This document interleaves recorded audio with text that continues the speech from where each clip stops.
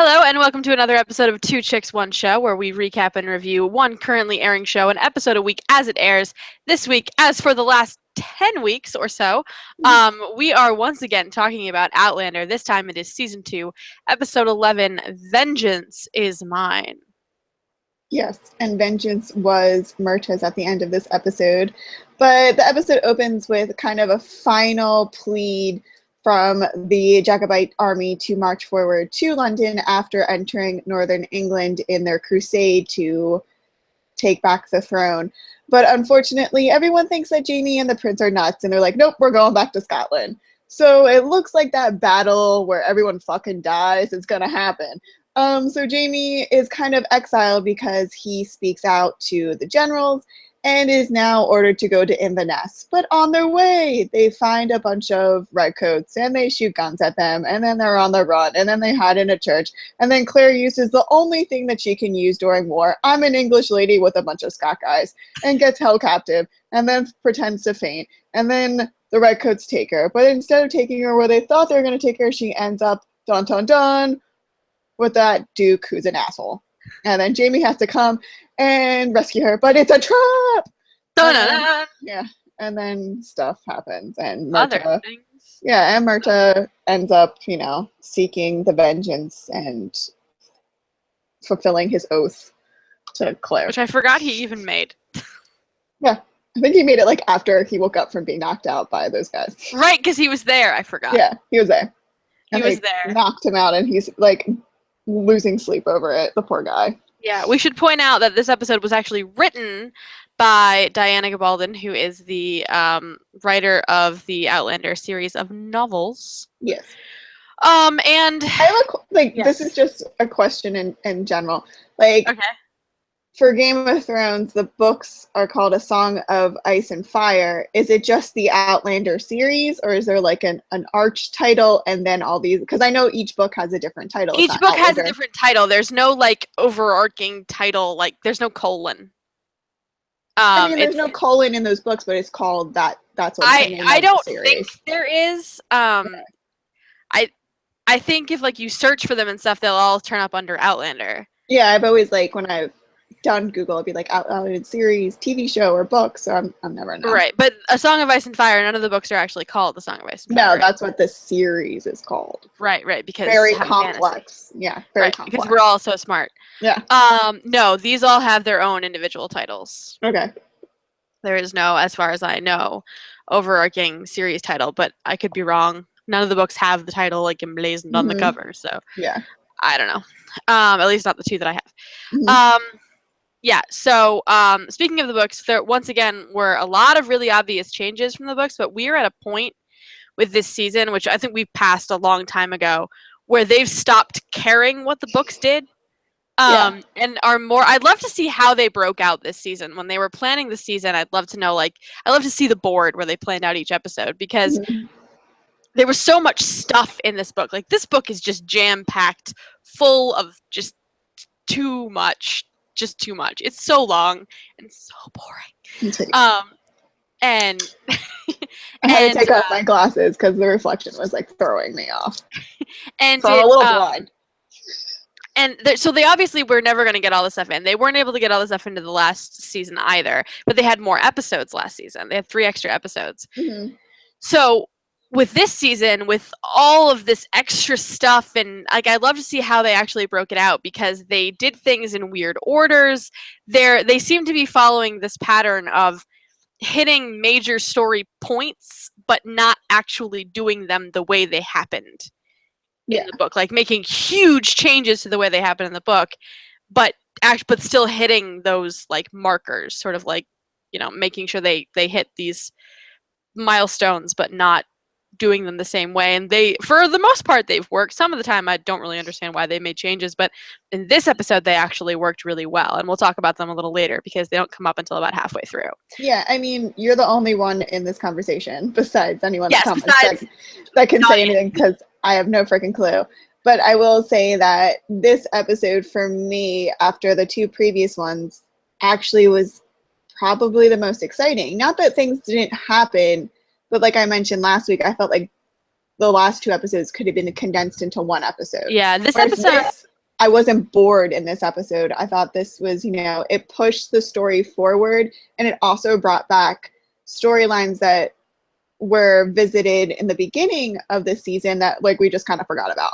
Yeah. So you can feel like the season's coming towards an end where they need to start wrapping up storylines. Yeah, this episode definitely felt like things were moving forward. I didn't, like in the last 2 episodes, I'd check where I was in the episode and be like, seriously, I still have 20 more minutes? Yeah. Whereas this episode, I hit pause and I was like, oh, I only have 7 more minutes? Okay.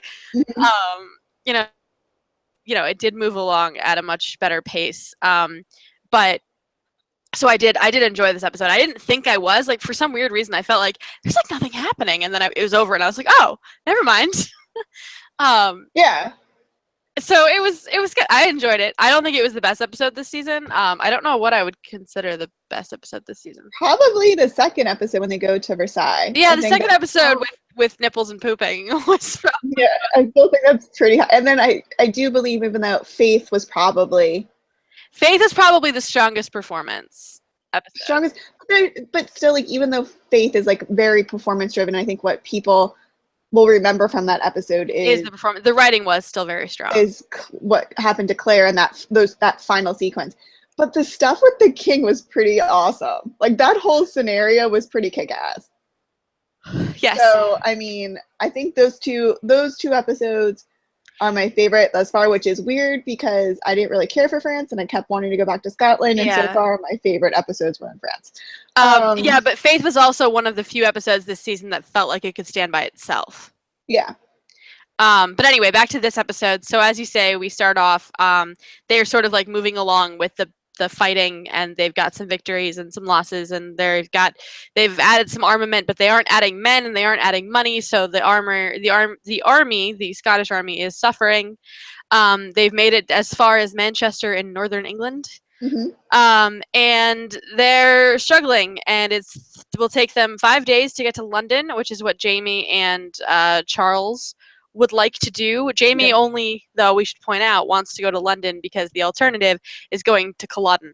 Actually, is going to Edinburgh, which would then send them back to Scotland, which sends them toward Culloden, which basically sends them on the path of history, which he's like, no, other direction. We're going to go this way. Everybody else, though, is like, we need to retreat and regroup and not die. Yeah, everyone's kind of like running scared now. And then it's during like one of these battle meetings that they're talking about this. Claire's outside pulling people's teeth. Myrta's like standing guard over the teeth pulling. Yeah, Rupert's like commenting on the teeth pulling.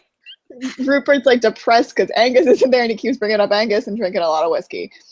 And inside the meeting, this is where another classic "it's God's will" speech happens with Prince Charles, where you're like, dude, put a quirk in it. And that's pretty much what they say. They're like, just like, nope. And because only Jamie really backs his idea, the Prince Charles really doesn't have any other choice. But literally only Jamie. Like, there's a whole thing where he's like, really, only one man? And they're like, yeah.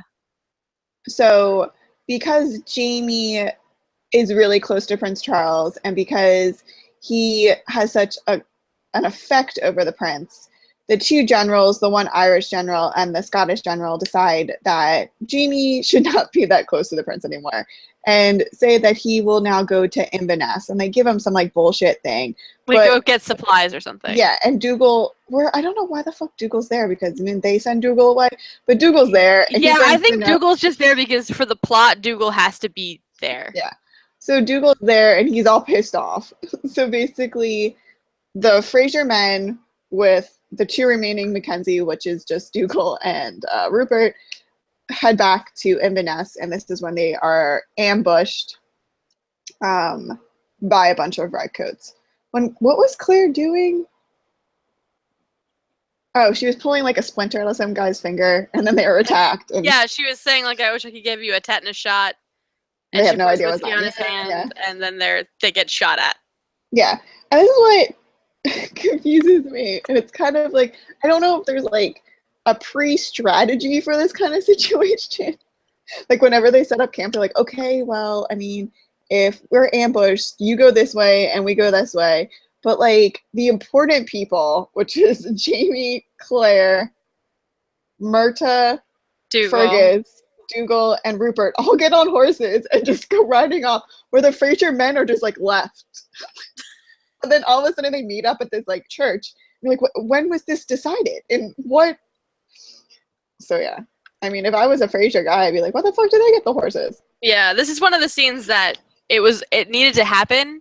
But it happens in such a weird spot compared to where it does in the book. Like, there's all this other stuff that happens, like, in between and around and sideways, and Jamie's not there. Oh. In the book, Jamie's not there at all, and actually him being there changed a lot of the dynamic of everything that happens inside the church. Yeah, so, I mean, that's interesting because inside the church, what basically happens is they meet up with the other Fraser guys. The horses are in the woods. Rupert gets shot in the eye, and Claire performs surgery. Doesn't die. And Claire performs surgery and is able to just get the bullet out. He doesn't have an eye anymore, but he's still got the one eye. I'd rather not have an eye than not have a brain. So yeah. So then they become surrounded by redcoats. And Claire's solution, like it has been, is to pretend like she's an English... Well, she's not pretending. She is an English woman who's being held captive, and they kind of do a tradesies where Dougal goes out and goes, listen, we'll give you the English broad if you just let us leave. And they're like, okay, that sounds about right. I mean, but Jamie isn't allowed to go out while the redcoats are there because he's, what do they call Red Jamie? He's Red Jamie, yeah. They leave out some of the funnier things with the whole Red Jamie thing, where, like, when you first find out about how Red Jamie is wanted, there's also, it might just be Charles Stewart. There's 3 wanted posters, and I think it might be Charles Stewart, definitely Red Jamie, and then Charles Witch, and it's Claire, but it's like this really bad drawing of her. Which, I mean, because they never, I guess you're just automatically led to assume that the reason why Jamie has a price on his head is because he's with Charles. And that whole shit get cleared from the King of France, but I guess now, because of that treaty that was sent, or that letter, that's why he has a price on his head? I don't remember. Yeah, it would be because of the fact that he is now a known traitor to the crown. And then there are wanted posters. Yes. And the one looks like, I don't know who the person, was it supposed to be Myrta, or was it supposed to be Charles? I don't know who the others are supposed to be. Yeah. Because the one does look like Jamie, yeah. Yeah, I think it's just the one that we're supposed to recognize. I was looking at them trying to see if Claire was on there, because the witch thing was funny. Yeah. I mean, Jamie doesn't want to, so, because it's interesting to think that in the book that Jamie's not there. Yes. Because in the show, Jamie's there, and everyone's like, yeah, Claire, do that. It's a good idea. Like, everyone's behind it. Except Jamie, who is like, no, you're not going to do that. We're going to just, no, you're not going to, I mean, they have overplayed it a bit. And he's like, that worked with a kid. That these are soldiers. Like, it's probably not going to work with them. But I want to point out what happens, how it differs, because it's really specific in the way that it plays out, and I like how they played it out in the show. Mm-hmm. In the book, Jamie's not there. It's Dougal and a bunch of the Fraser men. Also, Rupert gets shot totally differently, has a collapsed lung, and dies. Yeah. Totally different. But so it's Dougal is there, and then a bunch of the other Fraser men, and they like wait out the night, and then in the morning, the Englishmen find them in the church, mm-hmm. and start shouting about how they're basically the whole thing, how they're gonna set fire to the thatch. Claire just sort of yells, don't do that. Just don't do that. We don't want to die. Don't do that. Yeah. And they hear her accent and say, oh, do you have an English woman prisoner? Dougal then says, yes, we do, and we will trade her to you if you don't kill us. Yeah, I mean, Dougal does say yes when Claire's in on it. Right. It's Claire's idea, is what I'm saying. Yeah. So in the show, it's Claire's idea. In the book, it's Dougal's idea. And Dougal plays out all of this, and Claire just sort of agrees to it, because what else are they going to do?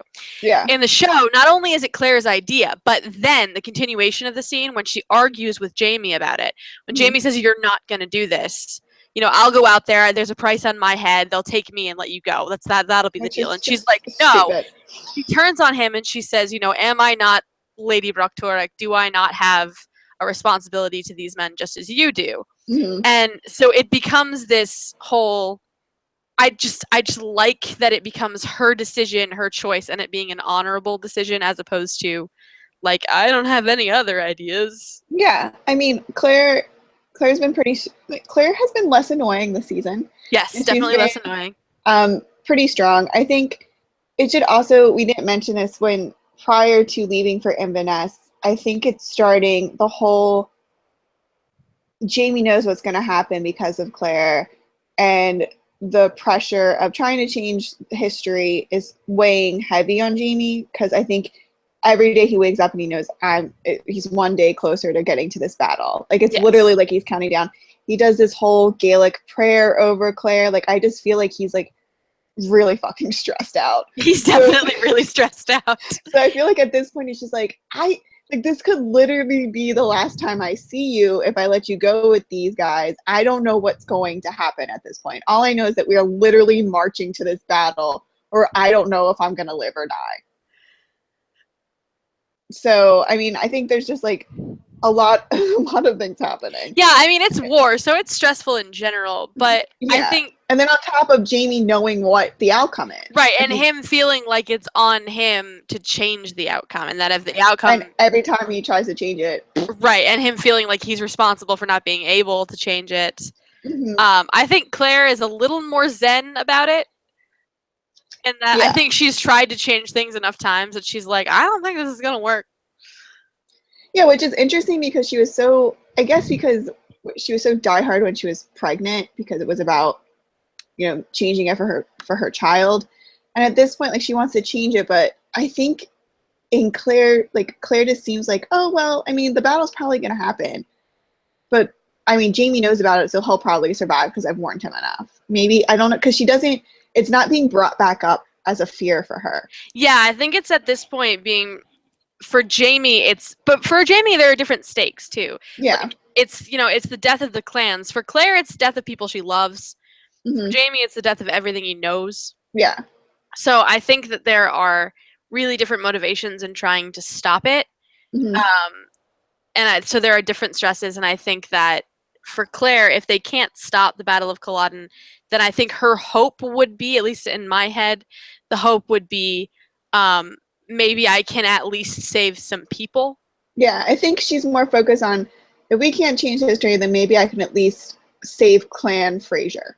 Or, yeah, maybe I can at least save the people of Lollybrook. It's 30 guys. Yeah. Maybe we can at least do this, you know. We can't change history. But anyway, so I like the way they changed the scene because it really works for me. It makes Claire, it gives Claire more agency over the scene and over the decision. It also further proves that, like, Claire is in charge of pretty much everything. Yeah, basically. Claire is the boss of Jamie. And at this point, Clan Fraser, because she tells Fraser, at least Lollybrook. Yes. And yeah, so it definitely works for me. I liked it. I didn't like it up till that point. I was like, oh, they're changing another stupid thing, and then no, this works. So yeah, she's taken away. They assume that she's going to be taken to a garrison nearby. They traveled all night. Claire loses track of where they're going because okay. Well, I mean, it is probably easy. Like, yeah, like trees. Well, no, she's like, I lost track of where we were going, and I'm like, bitch, I would have lost track like 5 mintes in. Like, yeah, as soon as like the church was out of my I have no clue where we are anymore. Like, there aren't any road signs. I don't know where I am. There's no mile markers. Like, am I going north, south? I have no idea. Who has my GPS? Yeah. But and then I also was thinking at one point, like when they're trying to get the messages to everyone, I was like, what? This sucks. Like, now I just have a phone where I'm just like, this is where I'm at, bitch. Well, like, yeah, you think that now, like, I can just text people, or like I can tweet people, or I can go on Facebook, or like all this stuff, but like, you know, 10, 15 years ago, we didn't have that either. And I know, but like, how do people do that? Like, even when you watch like the X-Files, I'm like, what? Like, this is annoying. Like, well, it was like, you know, when you were a kid, if you made plans with somebody, you had to show up. I know, you couldn't cancel. You couldn't be like, sorry, I can't make it. Yeah. Oh, brother, could you imagine, like, ancient time, or, like, back, you know, 200 years ago, being like, I gotta cancel my plans. I must write a letter 2 months in advance. I know. And then, like, at the end of the day, I feel like I could have went to that. It's just like, I guess, I'm like, oh God.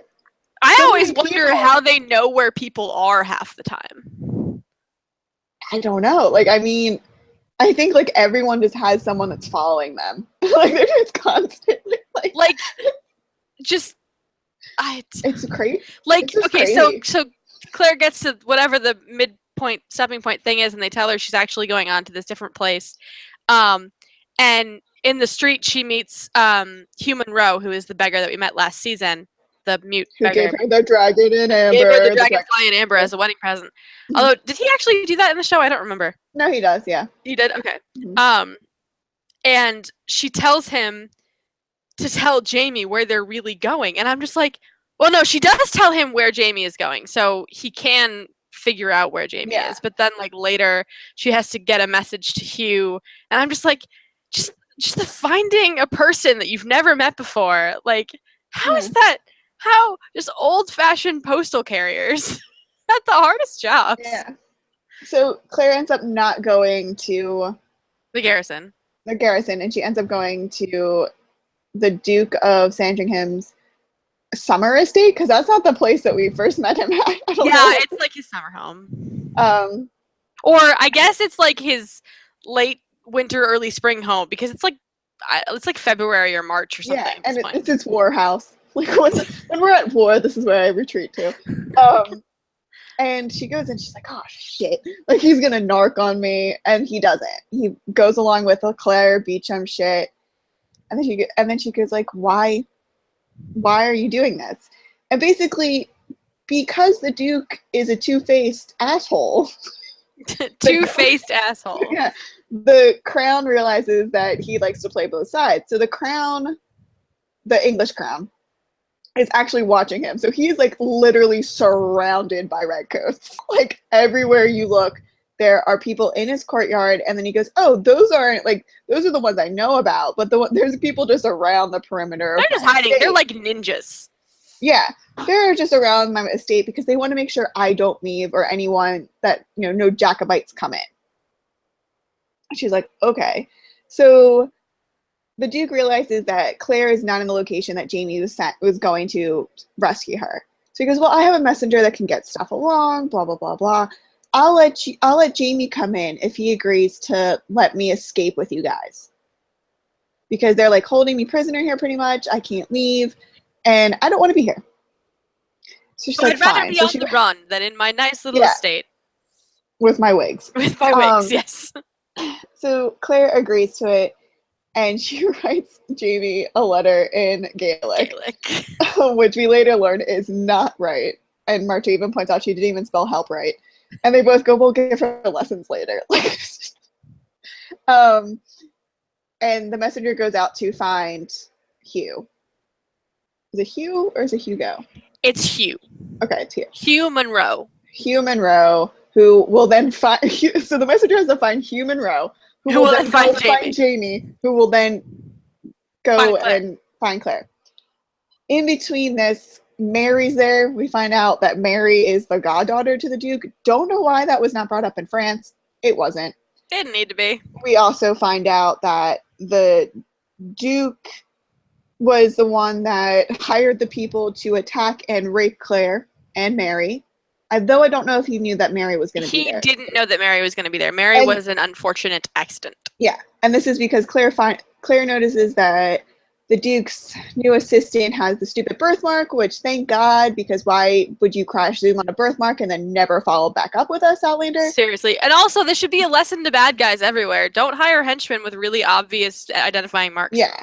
So then the Duke explains that he owed a lot of money to Count Frenchie, who... Frenchie McFrenchpants is what we used to call him. Frenchie McFrenchpants, and because the Duke didn't have the money, he was like, well, I'll help you out on something. The Count wanted Claire dead. So the Duke was like, let's not kill her. Let's just rape her. Because that'll be fine. So now, this is really different. All the motivations for all of this stuff in France, really different from the book. Yeah. So Claire finds all this out. Oh, and then on top of that revelation, then the Duke's like, oh, and all this, your letter to Jamie and everything, that's all a trap. the Redcoats know that you are Claire Fraser. I told them, and I also told them that Red Jamie is coming. So you guys will be able to hang next to each other, because as soon as Jamie gets here, you'll be arrested. It's romantic. Yeah. And so go lock Claire up in her room. Claire's like, great. So now Claire has to find a way to let Jamie know that it's a trap. Yes. Now, I wanted to point out just briefly, really briefly, that this difference in the book too, because it's one of the things that keeps popping up. You mentioned actually right before we started broadcasting that it keeps popping up. They changed a lot of what Duke cops to. He in the book he also says, "Yeah, I was the one who ordered, you to be attacked, and I was the one who, blah blah blah, all this stuff." But in the book, it wasn't on behalf of the Comte de Saint Germain. At least I don't think it was. And it definitely wasn't. But I just wanted you to be raped. It was no, I wanted you to die. Because he says to her when she walks in the room, "You're a very hard woman to kill." Because I've tried to do that before, and you just keep not dying. Yeah. And I can't remember all of the exact wording, but it has something to do with like they were interfering in a relationship that he was trying to. It was something political, and they were interfering, and he wanted Jamie to leave, and he thought that like offering Jamie a pardon in Scotland would work, and when it didn't work because they were in France for a reason, he didn't know that. He decided that killing Claire would send Jamie home. Okay. So it just makes him less sinister, and it makes the Comte more sinister, and it makes us not like it makes us still kind of happy that he's dead. Does that make sense? I mean, it does make sense. I think. I mean, like I said before we went live, you said that the villains on the show, from what I've got from you, are a lot less villainous as they are in the book. Like, I mean, they're a lot less obviously villainous. Like they're just sort of assholes. Yeah, like besides Blackjack, who is just an awful fucking human being. Yeah, he's a sadist. He's a horrible person. Oh, and there's a whole thing about how Blackjack works for Sandringham and like does everything on his order. Well, that was in season 1 that was brought up. Yeah, but like there was more of that. Like he says, and Blackjack works for me, and what's going to happen in the next episode. You think so? Okay. Because Blackjack is in the next episode. Yes, he is, and I know why. But besides Blackjack being an awful, like there's no redeeming qualities about Blackjack. None at all. None at all. I mean, the Duke. Except that he loves his brother. That's like literally the only thing. Yeah, I mean, the Duke he's an awful person, but it's kind of like he's awful to your face. Like you should figure it out. You shouldn't trust him. I mean, the prince is just an idiot. Like the prince is scary. I mean, the prince is scary, but it's also like he really can't do anything. He's scary in a nut bar kind of way. Yeah, like he's just crazy. And then, I mean, the Count was. I still don't understand why he was just. It was like I know he lost money, but like it was just one ship. Like, why are you so angry? The Count was a red herring. I think he was meant to be the guy that you thought was the bad guy until the real bad guy was revealed. Like when you think that he was, doing all of this horrible stuff. He does try to kill Claire with the poison. Yeah. Pissed off about the ship, but he isn't the guy that attacked them. He didn't orchestrate the attack. He did in the show. He didn't in the book. So in the show, if you remember back when we were talking about the episode where he dies, Faith, you and I were both saying, you can't even really feel bad because he obviously had something to do with the attack. Even if he wasn't one of the attackers, he obviously orchestrated it. So you still sort of feel vindicated for his death. But if it turns out later on you find out he wasn't the guy who did that he was just a red herring, then you can't even feel like he just died for no freaking reason other than he was kind of a dick. Yeah, but I mean, I know the show kind of, and I remember saying this back when he did die, the show built up and I was just kind of like, I really thought he would be more villainous. Yeah, and I think that's probably one of the reasons. I think that's probably one of the reasons why the show decided to make him the mastermind behind the attack, because at least at this point, his death is still vindication in some way. Like he still did something bad to our main characters. We still don't like him. It's not, oh, you were an asshole, and if you hadn't died, then we don't know what would have happened to the guy we actually like. Yeah. So anyway, I just noticed that about this scene. It was weird and didn't make any sense. But anyway, later on. Yeah, so Claire's locked up in a room. Mary comes in being her Mary self. Was useless up until like the last 5 seconds. Yeah. And then she was awesome. And then, so Claire's like, okay, listen, like it's a trap. You have to go out in the garden and tell Hugh. She's like, me go outside at night? With a beggar? How could I could never? And like I'm a proper girl, but then of course she also thought that like sex is the most horrible thing that you ever do to a person. So. Yeah, and she also got raped, which is horrible. Yeah. So she goes out. So Claire's like, fine, you just stay here. So Claire tries to sneak out the kitchen, and so the Duke just happens to be sitting there eating. And then she's like, fuck, now I have to talk to this guy. And then he wants some girl talk. So then basically he sits there, he's eating. Claire's literally just drinking wine. She's like, fuck, like this is gonna happen. And he's like, he just really wants to know how she killed the Count. And she like won't say anything, so he just keeps coming up with like a broom turned into a snake, and the snake bit him. Like he just like, I heard this and I heard that, and like Claire's just sitting there. She's like, this is why I left France. Yeah. So then Mary does make her way downstairs. And she goes in the kitchen. The Duke's like, why the hell are you here? Go to bed. Like he just yells at her to go to bed the whole entire time. So she's goes back up. Yeah. So she goes back upstairs, but she opens the front door to tell, and she actually does tell Hugh, or Hugh's there, or I don't know, something happens. A rock is smashed. I like looked away for 3 seconds and suddenly something else happened and I didn't know what was going on. I think she opened the door and there was a red coat there. And and he grabs her and yeah, and he goes, why are you opening the door? And then Hugh comes and he smashes the red coat with a rock. And then the servant guy that has the birthmark was like, what are you doing? And pulls Mary back inside. Mm-hmm. I don't know. Does Jamie ever find out it's a trap? I think Jamie assumes it's a trap. Well, because when they get the letter that's written in not Gaelic, it says like soldiers, Sandringham, like it says like a bunch of necessary words. Because I don't think Claire ever fully trusts Sandringham.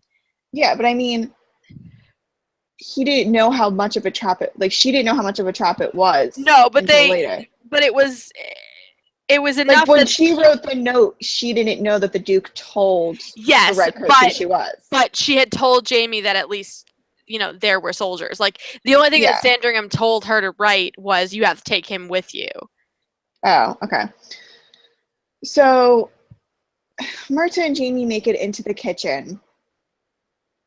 And how did Mary get back down there? The dude drags her into the kitchen to show her uncle or godfather or whatever, and he's like, why are you awake? And she's like, I don't remember. Yeah, I don't know. Jamie comes in.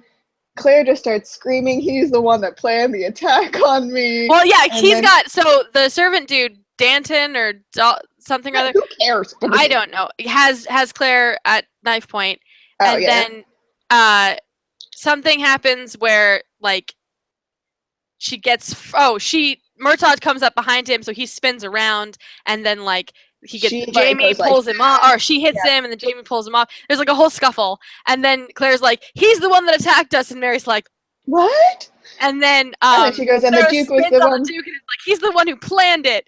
And so, as, like, Murtaugh and Jamie are, like, staring at each other, after and then like the dude's trying to explain like, oh, it's no big deal, like I just told them to rape her, she could have been murdered, like blah blah, like all this stuff. He's like, it was the Comte de Saint-Germain's idea for the rape, and she's like, no, it was your idea for the rape.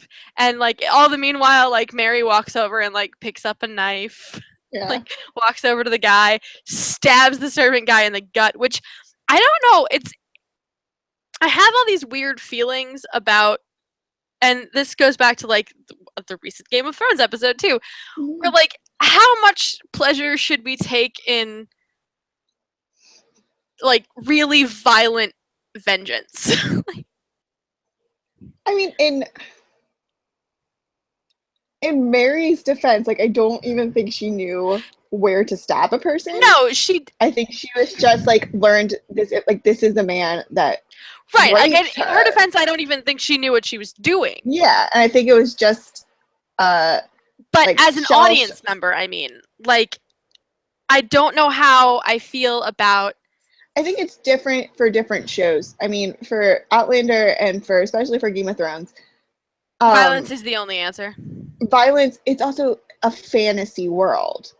Yeah, and it's a not modern world in which there aren't courts of law that, you know. So, I mean, I think when you watch a show that takes place in modern time in like an American city and there's a lot of violence, then it's weird. But I mean, in Game of Thrones, yeah, spoilers. Sansa doesn't actually do any of the physical killing. Right, but she facilitates the horrible, horrible death. Yeah, but he also 3 episodes ago did the exact same death to a woman and a newborn child, and no one said anything. I'm not saying it's not like karmically deserved. Yeah, but I just don't like. I feel like there's a conversation there about like whether it's okay to sort of take a sick pleasure in it or not. The whole thing is you're like, is the fact that it is a fantasy world, that it is fictional. But this is my question. Why are you asking it only when Mary goes to stab a guy and when Sansa went to watch Ramsay be eaten by a dog? But literally 10 seconds later, we watch Myrta completely decapitate the Duke with an axe, and no one's like, "Oh, was that too violent? Why is it only too violent?" I mean it in the same way. Yeah, but it's just funny that it's only brought up when a female character kind of does it. It is, and I don't disagree with you about that. Mm-hmm. But I think I bring it up because I think we always talk about, because I think it's always accepted that if a male character is that violent against a female character, like, that's not right. That's not cool. Mm-hmm. Like, no one was saying that Ramsay feeding a woman and her newborn child to the dogs was a good idea. Mm-hmm. No one was saying that raping people on television was, well, some people were, was a good idea. Mm-hmm. But then when those characters turn around and get their revenge through violence, we get really excited about it. I'm sort of just asking the question. Like, I don't know the answer. I don't know if it's even a question worth asking, but I'm curious as to whether, you know, it's okay. Like, is it? I don't know. In my personal opinion, both of them were raped, and if they wanted, I mean, I don't see. I don't know. Part of me feels like cutting off his dick would have been fine, but like stabbing him to death, less fine. I don't know.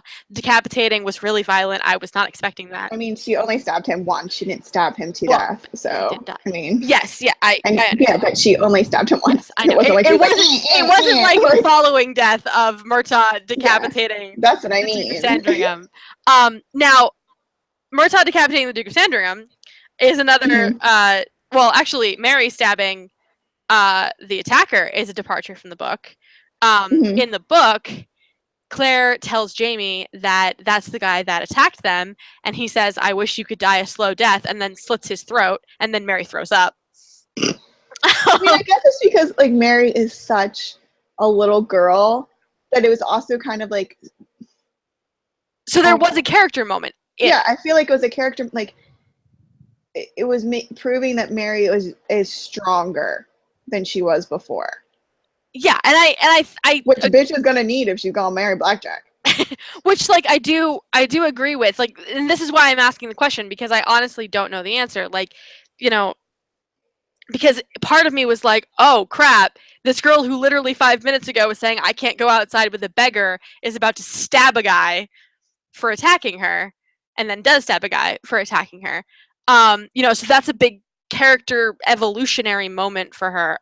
You first, I literally heard nothing of what you said. Okay, I was saying that it was kind of a big moment where, like, you know, you're watching it and you realize that this girl just 5 minutes ago was saying I can't go stand outside with a beggar, and now she's about to stab a guy for attacking her. What I'm trying to say, yeah, she's stabbing a man that raped her. I understand. No, I'm saying it's a big character evolutionary moment for her. It's a big deal. It's good because it's her standing up and becoming her own person and becoming like more of a stronger person in a way.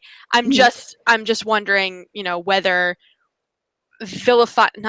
whether feeling vindicated because of violent vengeance in any shape or form is actually okay, because of it makes us okay with doing that in our own lives, like whether it's fictional or not. I don't know. It's just. I mean, I feel like we're spending a lot of time on this topic. We are. It was something that popped into my head because of something someone said about a totally different show like 2 years ago. Anyway, so but then the other deviation was Murtaugh cutting off the Duke of Sandringham's head. He does do that in the book. You don't see it.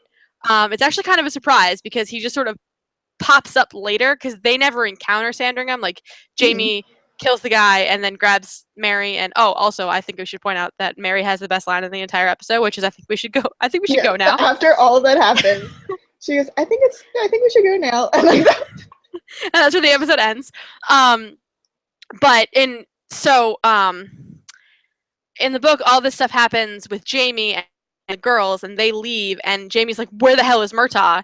Like, he can't find him, and they get outside, and Murtaugh comes running up, and he's got like a sausages around his neck, and he's like got a ham under one arm, and he's got a package of some sort of bloody rag, like bulging rag under the other arm. And what had happened was you find out that a lot of other stuff transpires. Like, this all happens over like 2 or 3 days, not like 10 minutes. And it's also because the book is being told from Claire's point of view, whereas we're seeing it in real time. We're seeing it in multiple perspectives, as opposed to last season where we mostly saw it from just Claire's perspective, but the book is being told entirely from Claire's perspective.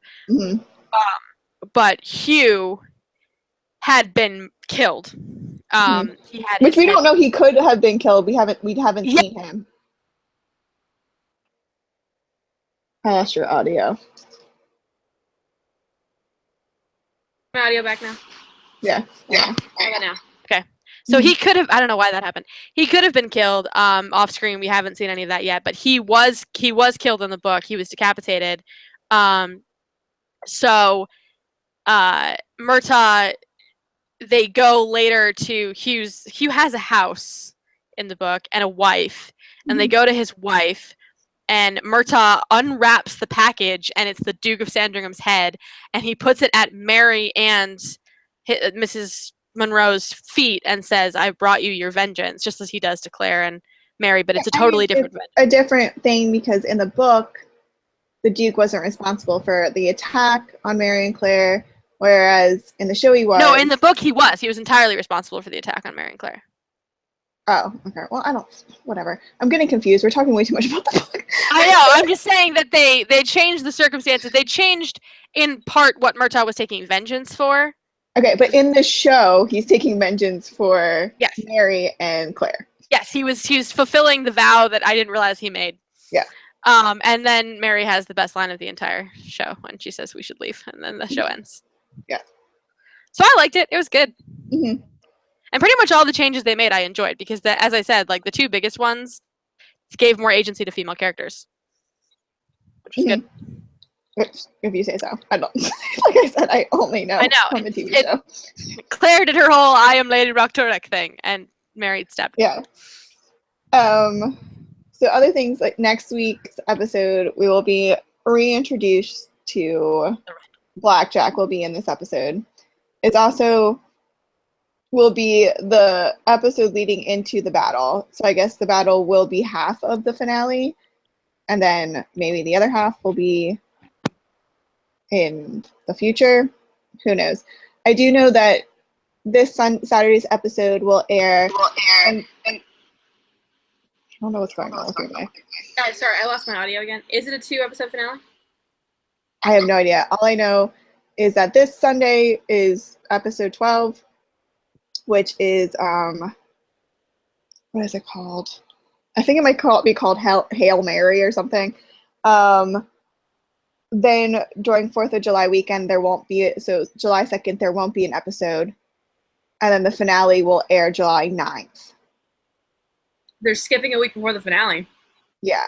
Well, it's 4th of July weekend, I guess, but building up momentum, because if you have been on any form of social media today, the newest edition of Entertainment Weekly, the cover has been revealed. On the cover is the Rogue One story, but it also will be featuring a little 1-page blurb about Brianna and Roger, and you get to see the first picture of Brianna and Roger on set. And it says they will be introduced in the season 2 finale, So, spoiler alert, if you didn't already know. Yeah, I'm really wondering how they're going to play out that story and whether or not it's going to have more to do with the season 3 premiere than the season 2 finale. I feel like, because from what I'm getting is the battle's not happening till the season finale. Yes, and there's a lot to play out with that story. Mm-hmm. So I feel like... So I'm feeling like it might be 45 minutes battle Scotland, and then maybe the last 15 minutes of Claire in Boston, and then back in Scotland with Roger and Brianna. We'll see. We will see. So I don't know, but that's a big thing. I do know that we might finally, I mean, it's annoying because the IMDb description is up for this Saturday's episode, and it kind of gives away a lot. Oh, does it? I have to look at it. Yeah, because it's like, oh, Claire's reintroduced to like an enemy. She has to help Alex with his sickness, and then she learns an interesting secret. So I mean, so Alex, like I predicted, is going to die. He impregnates Mary at some point, and then he asks Blackjack to marry Mary. Oh wow, that is really scripted. Like it pretty much tells you everything. It really does. Because it says like even like Alex shares his plans for his brother and Mary or something like that. Save the mother of his child, is what he says. Mm-hmm. Yeah. So I mean, pretty much everything I've predicted. Spelled out right there. Yeah. So this is all the things that you've been predicting since the beginning that I couldn't neither confirm nor deny. And if but my other thing is that was one of my major predictions, and we know at this point, as you mentioned in the book, Column's dead in the book at this point. Yes. Column is still not dead in the series. As far as we know. So at first in this episode when Dougal comes running in with a letter to Jamie in the room, I was like, oh my god, is this what like he just got news that like Column died? No. Because I still feel like I wish it was before the battle that Column died, and then he made made Jamie the heir to the Clan Mackenzie, so then Jamie could have got more men. Like that would have been a more interesting storyline than for it to happen post-battle. But post-battle it won't even matter because the clans are fucking dead. Yeah. So the Mackenzie name is at Culloden. Yeah. But also the Mackenzie name is at Culloden, and in the book the Mackenzies are in the fighting. It's very confusing at this point because of the way they've changed things. Yeah. I mean, I think that could have also just been a representation of all the Highland clans. That's possible. I don't know. So it might not just be the clans that actually fought, but just the clans in general. It might be. That are no longer in existence. It might be. I don't But the way they were know. alluding to it in the first season, it felt like it was the clans that fell at Culloden. Yeah. I mean, that would make sense, but... Because she, like, remembers the stones when she realizes, oh, crap, this is one of the clans at Culloden. Yeah. Unless there is some, like, final, like, Mackenzie's like, well, I guess since this is the big battle, we might as well send some guys. I don't know. Who knows? We'll find out next week, probably. Well, not next 2 weeks, July 9th. Well, we'll find out something next week. This week. There's so much that has to happen. There's just so much. Yeah. But I mean, you say that and then you watch the episode and you're like, did this really have to happen? Sometimes? Yeah. Like, they cut down all of the Alex and Blackjack storyline a lot. Mm-hmm. Which I will explain next week, apparently. Yeah. I mean, there's not really much to explain. It IMDb description pretty much spells it out for you. No, so. There's a lot to explain. Whatever. They play a much bigger role in the book. Anyway, so do you have any final predictions? We should wrap up. I mean, every day, just like I say, I feel like if Myrta dies, I'm just going to be so fucking devastated. I've already decided I'm going to name my firstborn son after Myrta. You're going to name your firstborn son Myrta. Myrta, yeah. I hope whoever you bear this child with it has they have no opinion. They have no choice in the name. Is this a first name or a middle name? No, first name. This is a first name? Okay. First name, Myrta. I also decided that my first daughter will be named Lyanna. Lyanna's actually a really pretty name. I'm obsessed with Lyanna Stark. It's like ridiculous. But anywho, yeah, no, I mean, maybe Master Raymond will show up and like save the clans because he's a time traveler, and I'll be like, yeah, like on a horse with his wig. and that really cool vest that he wore. All right, well, let's wrap it up. Okay. So this has been another episode of Two Chicks One Show. The Outlander airs Saturdays? Sundays. Yeah. I don't remember what day it airs anymore. Saturdays. At 9. Outlander airs Saturdays at 9 on Stars. Thank you. I don't watch live. This show airs later in the week, usually on Wednesdays, sometimes at 8. It has to deal with our busy schedules. Let us know what you liked about the episode, what you didn't like about the episode, your favorite things and least favorite things, what you thought about the things that we said, because we said a lot of things. You can let us know in the comments below the video, on the website, on YouTube. You can also let us know on Twitter. I am at Trisha Ennis. She is at Kate Calabro. The website is at allgeek2me.net. The hashtag is hashtag 2chicks1show with the numbers, not the words. We'll see you next time. Bye. See ya.